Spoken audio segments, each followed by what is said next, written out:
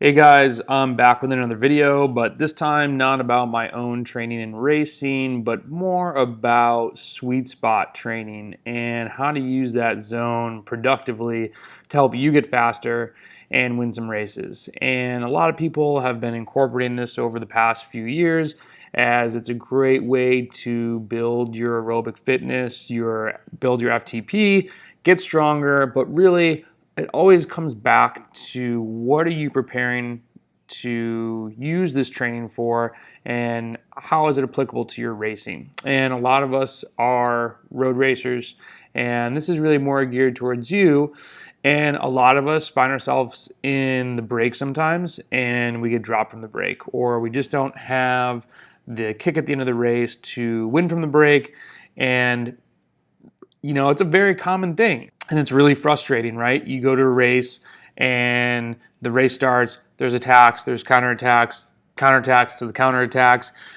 Things are going ham for the first 20, 30 minutes maybe, and the break goes. And you find yourself in the break. And so you've made the cut and you're with 5, 6, 8 people maybe. You've got a shot. And as you guys hit down the road and you finally realize that you're away, what do you have in the tank to finish it off? There are some people that are really good in those scenarios, and there's others that seem to fail time and time again from that scenario.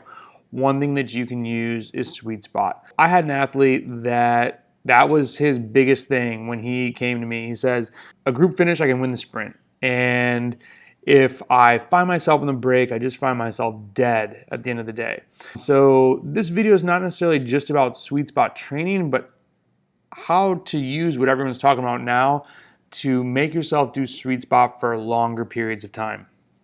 So if you're newer to cycling and you don't know, sweet spot is about 88 to 95 or 97%, it depends who you ask, percent of your threshold power. So obviously you have to know that, and you want to make sure that you've tested about 30 to 60 minute duration to have accurate data. What you want to do is work up to trying to do an hour and a half of sweet spot. 2 hours is hard. It's very hard. If you're climbing, let's say, and going really hard but not attacking that sweet spot. If you're riding, it feels very fast, but you're not, totally pinning it and pegging it and riding that red line, it's probably sweet spot. So it's more than fast fun, which is what some people explain or describe tempo as, but it's not all out threshold. And you're going to be able to do this more repeatedly than just doing threshold workouts. So sweet spot is a great thing that you can do during the season. So I looked at this athlete's 45-minute power and what was his best ever. So I asked him to go out and do 3 intervals, do 45 minutes at 95% of what his max had been.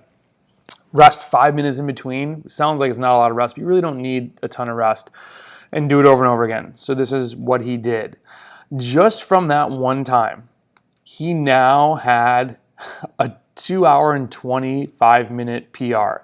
So simply looking at that, he's never, and this is not very uncommon, he had never gone that hard with continually, right? Like we go on group rides and we go and we do our own ride, and we might do like 20-minute zone 4 ride, then we'll take a break and then we'll do 20 again, take a break. So this was his, right off the bat, he just posted a PR. So I said, okay, go back next week and we're going to do 2 of them, ramp it up a little bit more because now he had a higher number for his 45 minutes. So take 95% of that and do it twice and let's see what happens. And so this is the ride, and he comes back 40 minutes all the way out to about 2 hours and something was a lifetime PR.